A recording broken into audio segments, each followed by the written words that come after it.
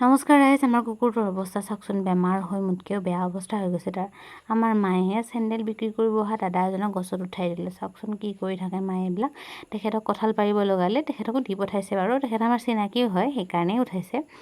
এয়া আমি মা আৰু মই আহিলোঁ ধান বনা মিললৈ বুলি। বহুত বছৰ হ'ল অহা নাই, যিহেতু বেলেগেই কৰি দিয়ে। এইবাৰ পিছে আমি নিজেই কৰিবলৈ লৈছোঁ, সেইকাৰণে আমাৰে ঘৰৰ দাদাজনৰ লগতে আমি ৰিক্সাত উঠি এয়া পালোহি।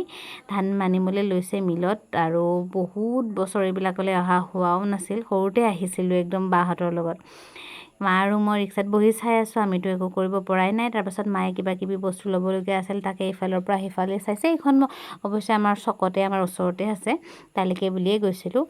পাচলিও অকণমান বজাৰ কৰি ল'লে, সন্ধিয়া সময়ত এনেকৈ পাচলি বজাৰো বহে।